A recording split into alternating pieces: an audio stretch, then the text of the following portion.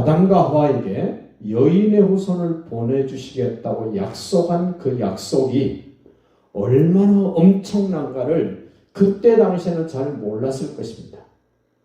근데 정말 여인의 후손이 되신 예수님이 이 땅에 오셔서 우리 죄를 위하여 십자가에 달려 죽으시고 무덤에 장사 지난 바 되었다가 3일 만에 부활하시고 승천하시고 성령 보내주시고 그렇게 주님이 하셨던 일들을 우리가 다시 한번 생각해 보면 그 일이 얼마나 엄청난 일인가를 알게 되는데 예수님 말씀하신 말씀을 제자들은 3년 동안 반복적으로 듣고 집중적으로 3번 들었음에도 불구하고 그 말씀을 기억하지를 못합니다.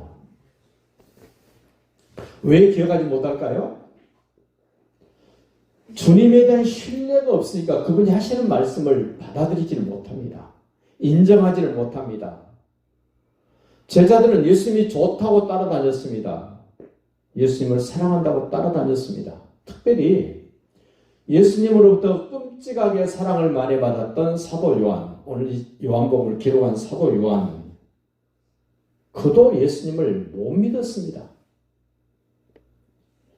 오늘 오해하기 좋은 내용이 나옵니다. 한번 볼까요? 8절에 그때야 무덤에 먼저 갔던 그 다른 제자도 들어가 보고 믿더라. 뭘 믿었을까요? 요 지금 베드로와 지금 사도 요한이 뭘 믿었을까요? 아니요, 부활을 믿는 게 아니에요. 마리아가 예수님의 무덤을 먼저 갑니다. 가서 둘러보고 분명히 무덤에 돌을 굴려 막았고 분명히 막혀 있어야 되는데 그 무덤 문이 열려 있는 것을 봅니다. 마리아가 봤더니 예수님의 시신을 얻고 세마포가 거여 있고 빈 무덤인 것을 보고 지금 베드로에게 사도 요한에게 그 상황을 이야기를 해줬습니다. 그래서 사도 요한이 다른 박질이 더 빨랐나 봐요. 무덤에 먼저 도착을 했습니다. 사도 요한은 성품이 꼼꼼한 사람입니다. 베드로는 덜렁대는 사람이었다면 사도 요한은 아주 꼼꼼하게 잘 챙기는 그런 성품이었습니다. 사도 요한이 예수님의 무덤에 와서 다 둘러보고 확인해 봅니다. 어떤 일이 있었나, 무슨 변화가 있나를 다 찾아보고 있을 때 베드로는 늦게 무덤에 도착해서 성질대로 무덤으로 바로 들어갑니다. 들어가서 봤더니 세마포가 개켜있고 진짜 예수님의 시신이 없네? 그러고 있다가 사도 요한도 예수님의 무덤에 들어와 봅니다. 들어와서 봤더니 마리아가 말해준 대로 예수님의 시신이 없습니다. 세마포가 개켜있고 이 뭐야?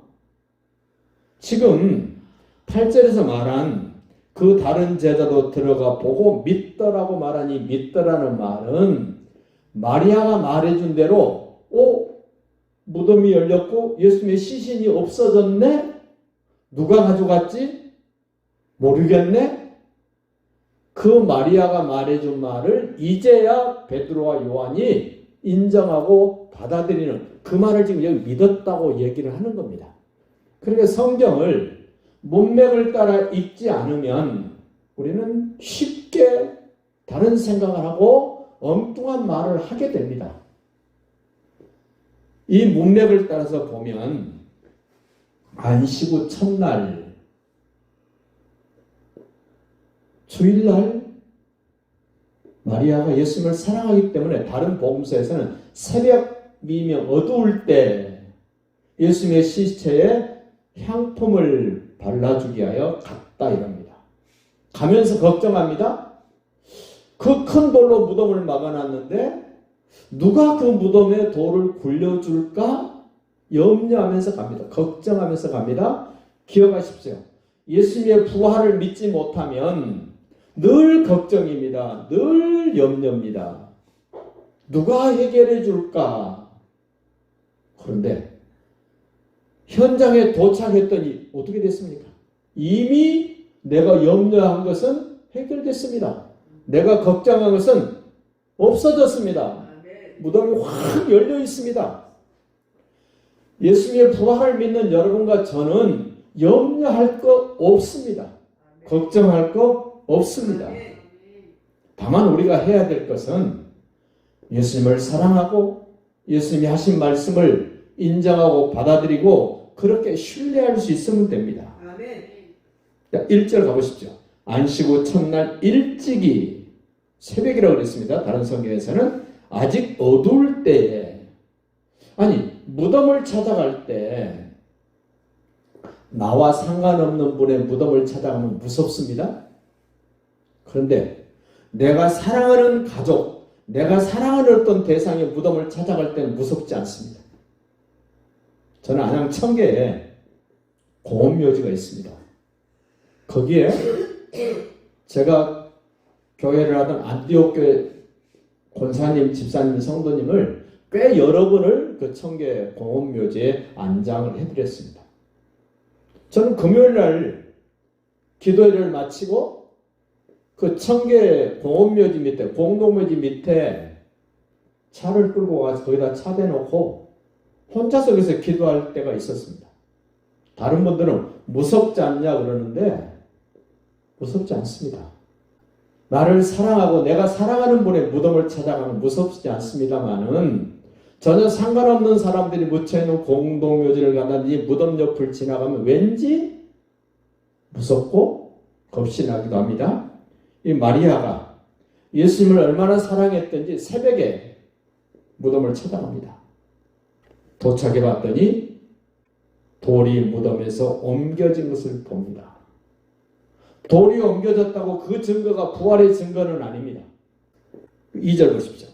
이 빈 무덤을 보고 예수님의 시신이 없어진 것을 보고 마리아가 베드로와 사도 요한에게 아주 달려와서 보고를 해줍니다. 시몬 베드로, 예수께서 사랑하시던 그 다른 제자 사도 요한이 나 요한이야 그러지 않고 얼마나 요한이 겸손한 거 보십시오. 예수님이 사랑해줬던 그 제자, 예수님으로도 사랑받은 그 제자, 자기 자신을 지금 소개를 합니다. 그 다른 제자에게 달려가서 말하되 사람들이 주님을 무덤에서 가져다가 어디 두었는지 우리가 알지 못하겠다. 이렇게 보고를 합니다.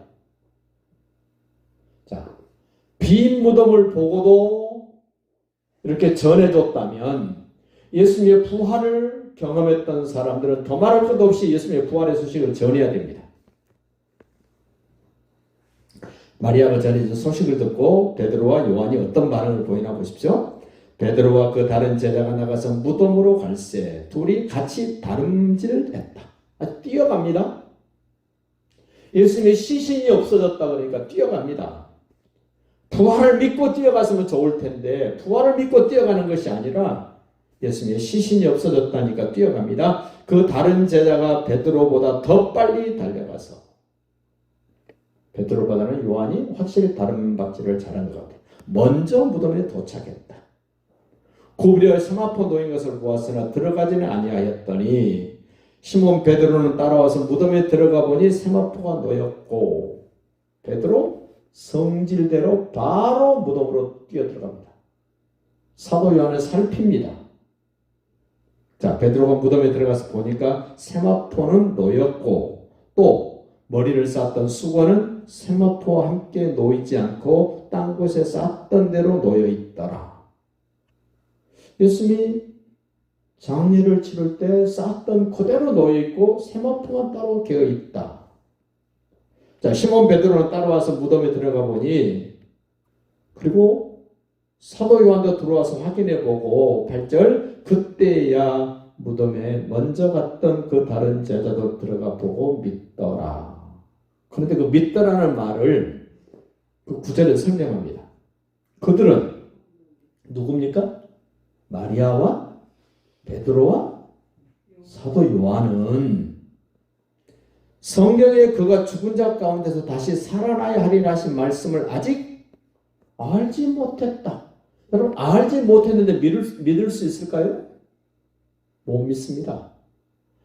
예수님이 제자들에게 3번씩이나 나는 예루살렘에 올라가서 장로들과 대제사장들과 바리새인들에게 고난을 받고 죽었다가 3일 만에 살아나야 될 것을 3번씩이나 반복적으로 가르쳐줬던 특별히 베드로와 야고보와 요한, 이 세 제자에게는 반복적으로 3번씩이나 말씀해 주셨는데도 불구하고 아직도 베드로와 요한이 예수님이 죽었다 살아나실 것에 대하여 그 말씀을 아직 알지 못했다. 나중에는 알게 됩니다. 아직 알지 못했다. 그러니 빈 무덤 와가지고 예수님을 찾는 겁니다. 예수님 시신 어디에 뒀지? 만약에 예수님이 죽었다 살아나실 것을 알았고 살아나신 부활하신 예수님을 믿었다면 10절 보십시오. 이에 두 제자가 자기들의 집으로 돌아갔다 이럽니다. 자, 예수님이 죽으시기 직전에 내가 살아나서 내가 너희들을 갈릴리에서 만날 거야 이랬습니다. 그러면 예수님의 부활하신 것을 알았다면 이 베드로와 요한은 자기 집으로 갈 것이 아니라 갈릴리로 가야 됩니다. 예수님 만나러. 확실하게 부활을 안 믿었다는 겁니다. 살아나실 것에 대한 말씀도 몰랐다는 겁니다. 그런데 기억하십시오. 예수님이 오시고 죽으시고 부활하는 사건은 너무너무 중요하기 때문에 알지도 못하고 믿지도 않았던 베드로에게 요한에게 예수님이 부활하신 것을 확인시켜 줍니다. 왜 그래야 됩니까? 아담 이후로 죄인들이 하나님께로 돌아갈 수 있는 유일한 길 대신 예수님이기 때문에 예수님이 죽으시고 부활하셔야 되기 때문에 그 내용을 알고 전하고 외쳐야 될 베드로 요한에게 확인해 주는 겁니다. 네가 몰랐어도 괜찮아. 부활을 안 믿었어도 괜찮아. 그러나 이제는 알아야 되고 이제는 믿어야 돼. 예수님이 죽으시고 부활하시기 전까지는 너희가 몰라도 됐고 안 믿어도 됐지만 내가 죽고 부활해서 내가 살아나 있기 때문에 너는 알아야 되고 믿어야 돼. 그래야 너희가 내 증인이 되지. 그래야 내가 죽었다가 살아났다는 사실을 알리게 될 것이지. 우리 다시 한번 생각해 봐요. 베드로와 요한이 시신이 없어진 것을 믿었다 이랬어요. 사도 요한도 베드로도 믿지 못했던 예수님의 죽으심과 부활에 대해서 나는 바르게 알고 믿고 있는가? 바르게 알고 믿는다는 것이 얼마나 중요한가? 대충 알고 대충 믿는 것도 뭐 좋을 수 있지만 바르게 내용을 알고 바르게 믿는다는 것이 얼마나 의미가 있고 가치가 있고 대단한가를 이 지금 베드로와 요한을 보면서 우리가 깨달아야 됩니다. 나에게 예수님이 하신 일을 바르게 말해주는 사람이 있는가? 예수님이 오시고 죽으시고 부활하시고 승천하시고 다시 오실 그 내용을 확실하게 성경적으로 분명하게 나에게 가르쳐주고 말해주는 그런 사람이 내 주변에 있는가? 저는 주님이 성경을 볼 수 있도록 눈을 열어주신 것을 너무너무 감사해요. 하나님 믿는 것과 예수 믿는 것이 어떻게 다른가를 하나님이 제게 깨우쳐 주신 것 너무 감사하고요. 성경 책별로 예수님에 관하여 이렇게 말씀을 전할 수 있게 해주신 건 너무너무 감사합니다. 여러분과 저는 복된 사람입니다. 왜 그렇습니까? 예수님이 오신 것을 믿고 예수님이 죽으신 것을 믿고 예수님이 부활하신 것을 믿고 예수님이 승천하셔서 성령님 보내주신 것을 믿고 다시 오실 예수님을 맞이할 준비하고 있기 때문에 나는 복된 사람입니다. 이 베드로와 요한 살아나실 것에 대해서 알지도 못했고 믿지도 못했는데 주님이 선택한 사람에게는 알게 해주십니다. 믿게 해주십니다. 증거를 주십니다. 우리는 다시 한번 생각해 봅시다. 나는 무엇을 믿고 있는가? 지금도 유대 땅에는 예수님의 시신이 누군가가 훔쳐가서 부활했다라고 소문냈다 이런 내용을 지금도 유대인들은 그 사실을 믿고 있습니다. 예수님의 시신을 누가 훔쳐가 놓고 예수님이 살아나셨다 부활했다고 거짓말한다라고 그 내용을 믿는단 말입니다. 그러니까 무슨 내용을 어떻게 믿느냐는 너무너무 중요합니다. 저는 우리 한국 교회도 말하고 싶습니다. 예수 믿냐 그러면 다 믿는다 그럽니다. 다 믿는다 그럽니다. 어떤 예수를 믿느냐고 물어보면 말을 못합니다. 근데 저와 함께 예배하고 말씀을 나누는 여러분은 누군가가 여러분에게 예수 믿냐고 물어보면 대답할 수 있죠.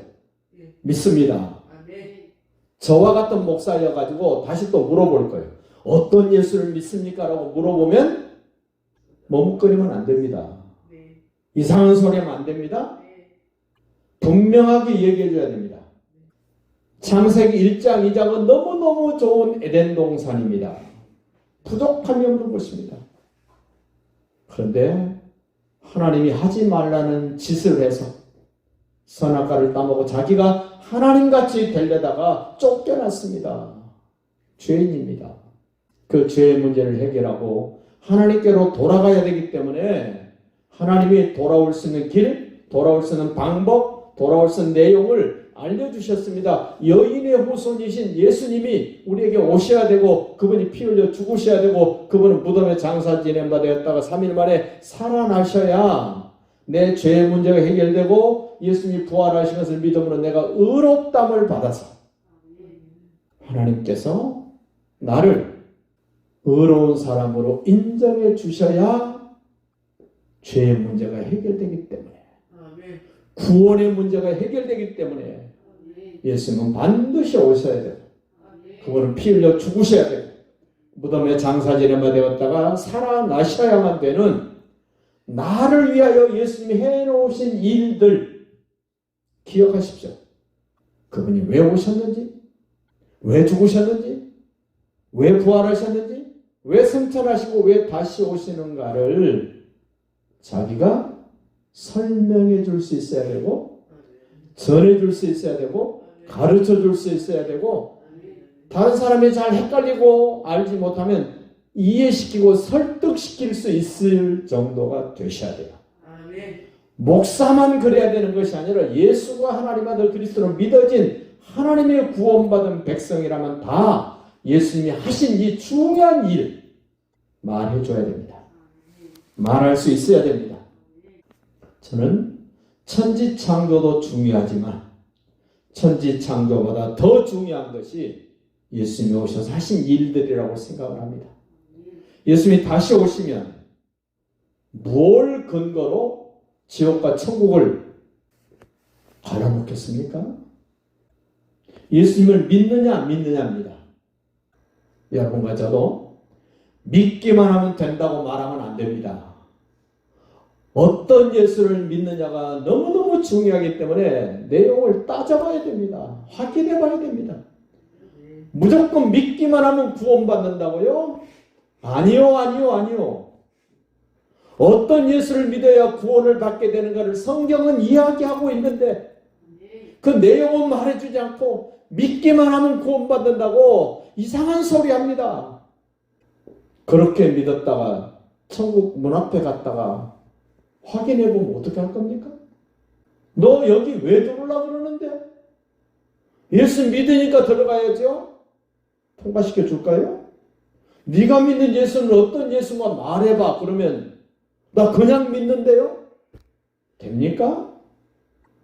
하나님이 성경에서 이러이러한 예수를 믿어야 죄 문제가 해결되고 의롭다함을 받고 구원받는다고 분명히 가르쳐 줬는데 목사 잘못 만나가지고 교회 잘못 선택해가지고 발등 찍고 싶고 다 모두 갖다 무효하고 싶은 그 현장 만들어지면 어떻게 할 거예요? 나 큰 교회 다녔는데 나 유명한 목사 밑에서 신앙생활 했는데 그게 중요한 게 아닙니다. 성경에서 말씀하시는 예수님, 어떤 예수님, 무엇하신 예수님을 내가 믿는가를 따져보셔야 돼요. 확인해 보셔야 됩니다. 그리고는 담대하십시오. 확신하십시오. 자신 있게 말하십시오.